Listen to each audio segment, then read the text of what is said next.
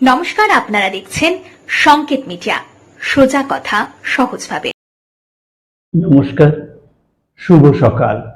আশা করি ঈশ্বরের ইচ্ছায় আপনারা সকলেই কুশলে আছেন।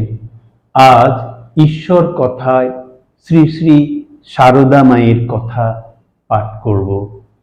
মায়ের প্রণাম মন্ত্রটা একটু বলি। জননীং শারদাং দেবী রামকৃষ্ণম জগৎগুরুম পাদপদ্মে ত্রয়োষিতা প্রণমামি মুহুর্মুহু। উদ্বোধন কার্যালয় সম্পাদিত শ্রী শ্রী মায়ের কথা প্রথম এবং অনেকটা যিনি স্মৃতিচারণা করে লিখে গেছেন তিনি সরজুবালা দেবীর। এইখানে পাঠ করতে গিয়ে অনেক বেশি মিল খুঁজে পায় মাস্টারমশাইয়ের সঙ্গে শ্রী শ্রী ঠাকুর শ্রীরামকৃষ্ণের দর্শনে। একটু পড়ি, তাহলেই মিলটা মনে হয় কোথাও আমরা সাঙ্গীকরণ করতে পারবো। প্রথম দর্শন 1317 সাল, কলিকাতা পটলডাঙ্গার বাসায় শুক্রবার সকালে পরিচিত একজনকে বলে গেলেন, কাল শনিবার মায়ের শ্রীচরণ দর্শন করতে যাব, আপনি তৈরি হয়ে থাকবেন। কাল তবে মায়ের দর্শন পাবো। সারা রাত আমার ঘুমই এলো না। আজ 1317 সাল, প্রায় 14-15 বছর হয়ে গেল কলকাতায় আছি। এত কাল পরে মায়ের দয়া হলো, এতদিনে কি সুযোগ মিলতে চলল। পরদিন বৈকালে গাড়ি করে সুমতিকে ব্রাহ্ম বালিকা বিদ্যালয় হতে নিয়ে শ্রী শ্রী মায়ের শ্রীচরণ দর্শন করতে চললুম। কি আকুল আগ্রহে গিয়েছিলুম তা ব্যক্ত করার ভাষা জানি না। গিয়ে দেখি মা বাগবাজারের তার বাড়িতে ঠাকুর ঘরের দরজার সামনে দাঁড়িয়ে আছেন। এক পা চৌকাঠের উপর, অপর পা পাপোশখানির ওধারে। মাথায় কাপড় নেই, বাঁ হাতখানি উঁচু করে দরজার উপর রেখেছেন, ডান হাতখানি নিচুতে। গায়েরও অর্ধাংশে কাপড় নেই, এক দৃষ্টে তাকিয়ে আছেন। গিয়ে প্রণাম করতেই পরিচয় নিলেন। সুমতি বললে, আমার দিদি। সে পূর্বে কয়দিন গিয়েছিল। তখন মা একবার আমার দিকে চেয়ে বললেন, এই দেখো মা, এদের নিয়ে কি বিপদে পড়েছি। ভাইয়ের বউ, ভাইজি, রাদু সব জ্বরে পড়ে, কে দেখে কে কাছে বসে ঠিক নেই। বসো, আমি কাপড় কেচে আসি।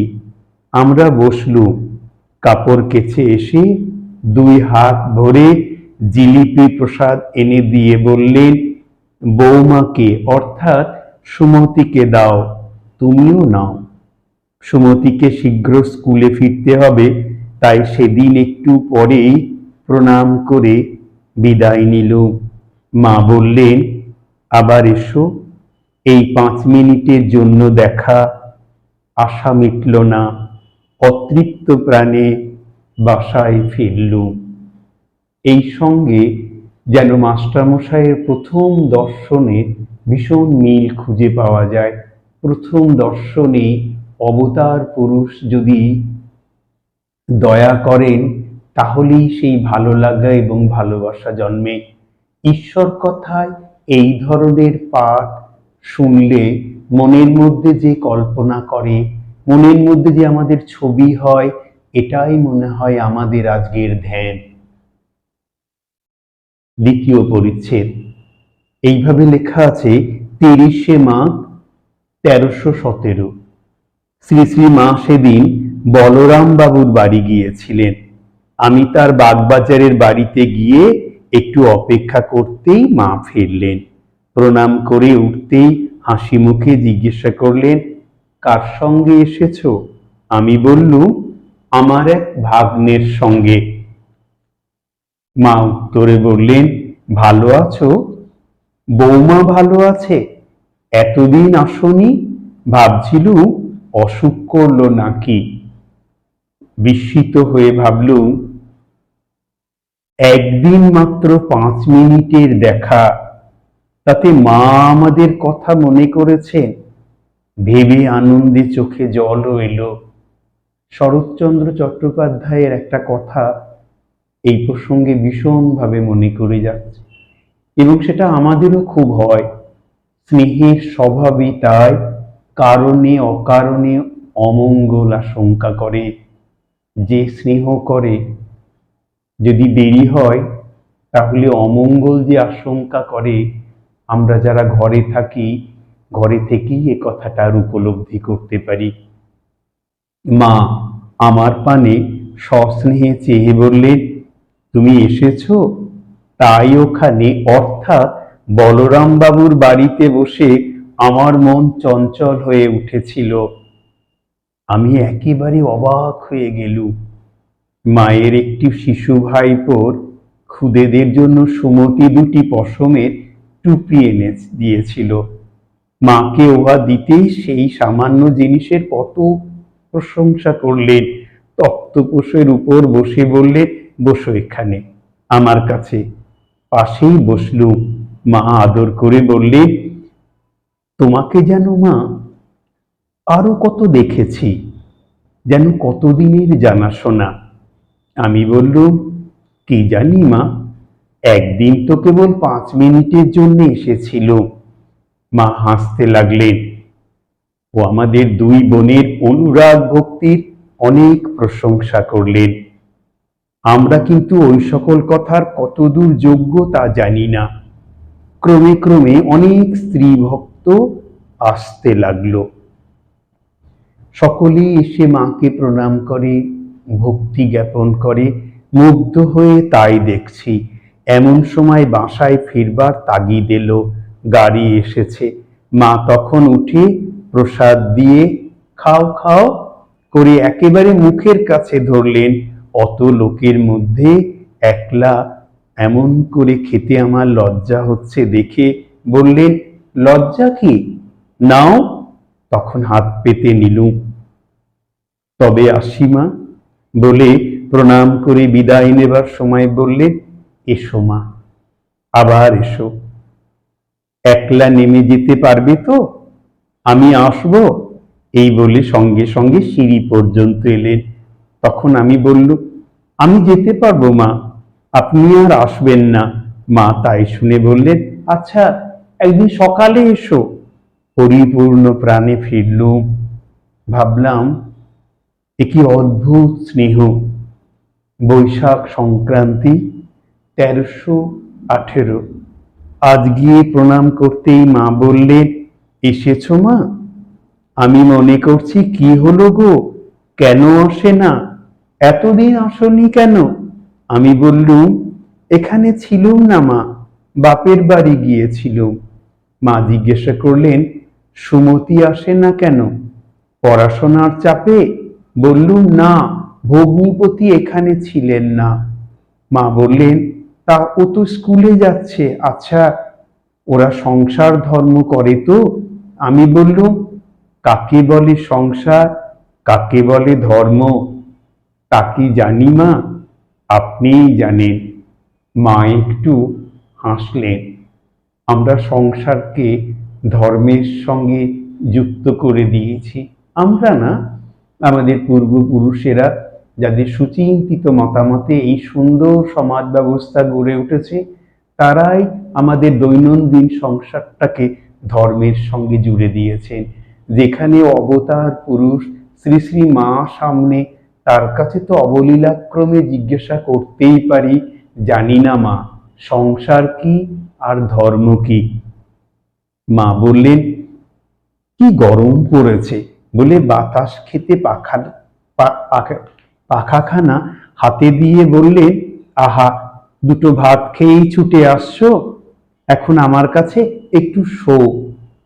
মাকে নিচে মাদুর পেতে দিয়েছে, তার বিছানায় শুতে সংকুচিত হচ্ছি দেখে বললেন, তাতে কি মা, শো, আমি বলছি শো। অগত্যা শুলুম। মা একটু তন্দ্রা আসছে দেখে চুপ করে আছি। এমন সময় 2-1টি স্ত্রী ভক্ত এবং শেষে 2জন সন্ন্যাসিনী এলেন। একজন পৌরা, অপরটি যুবতী। মা চোখ বুজেই বললেন, কে গো মা, গৌরদাসী এলে? যুবতী বললেন, আপনি কি করে জানলেন মা? মা বললেন, টের পেয়েছি। কিছুক্ষণ পরে উঠে বসলেন। যুবতী বললেন, বেলুড় মঠে গিয়েছিলুম। প্রেমানন্দ স্বামীজি খুব খাইয়ে দিয়েছেন, তিনি থাকলে তো না খেয়ে ফিরবার উপায় নেই। যুবতী সিন্দুর পরেনি দেখে মা একটু তাকে বকলেন। পরে শ্রী শ্রী মায়ের কাছে আমার পরিচয় নিয়ে গৌরীমা একদিন তাদের আশ্রমে আমাকে যেতে বলে বললেন। সেখানে প্রায় 50-60 জন মেয়েকে শিক্ষা দেয়া হয়। তুমি সেলাই জানো? আমি সামান্য কিছু জানি বলাতে তিনি তার আশ্রমের মেয়েদের তাই শিখিয়ে আসতে বললেন। মায়ের আদেশ নিয়ে গৌরীমার আশ্রমে একদিন গেলুম। তিনি খুব স্নেহ যত্ন করলেন এবং প্রত্যহ 2-1 ঘন্টা করে এসে মেয়েদের পড়িয়ে যেতে অনুরোধ করলেন। আমি বললুম, এই সামান্য শিক্ষা নিয়ে শিক্ষয়িত্রী হওয়া বিড়ম্বনা, ক খ পড়াতে বলেন তো পারি। গৌরীমা কিন্তু একেবারে নাছোড়, অগত্যা স্বীকৃত হয়ে আসতে হলো। একদিন স্কুলের ছুটি হলে গৌরীমার আশ্রম হতে মায়ের শ্রীচরণ দর্শন করতে গেলুম। গ্রীষ্মকাল, সেদিন একটু পরিশ্রান্ত হয়েছিল। দেখি মা একঘর স্ত্রী ভক্তের মধ্যে বসে আছেন। আমি গিয়ে প্রণাম করতেই মুখ পানে চেয়ে মশারির উপর হতে তাড়াতাড়ি পাখাখানি নিয়ে আমায় বাতাস করতে লাগলেন। ব্যস্ত হয়ে বললেন, শিগগির গায়ের জামা খুলে ফেলো, গায়ে হাওয়া লাগুক। কি অপূর্ব স্নেহ ভালোবাসা! অত লোকের মধ্যে এত আদর যত্ন! আমার ভারী লজ্জা করতে লাগলো। সবাই চেয়ে দেখছিল। মা নিতান্ত ব্যস্ত হয়েছেন দেখে জামা খুলতেই হলো। আমি যত বলি, পাখা আমাকে দিন, আমি বাতাস খাচ্ছি, ততই স্নেহ ভরে বলতে লাগলেন, তা হোক, একটু ঠান্ডা হয়ে নাও। তারপর প্রসাদ ও 1 গ্লাস জল এনে খাইয়ে তবে শান্ত হলেন। স্কুলের গাড়ি দাঁড়িয়ে আছে, তাই 2-1টি কথা কয়েই সেদিন ফিরতে হলো। এইখানে সরোজবালী দেবীর লেখা জিনিস আমরা পড়ছি, আর কোথায় যেন আমরা ওনার জায়গায় নিজেদেরকে বসিয়ে নিয়েছি। মা যেন আমাদেরই এই কথা বলছে। এই অনুভূতি নিয়ে, এই ভাব নিয়ে আমরা থাকি। শ্রী শ্রী মায়ের আশীর্বাদী হাত আপনাদের মাথায় পড়ুক। খুব ভালো থাকুন। নমস্কার। Subscribe our channel. Press the bell icon.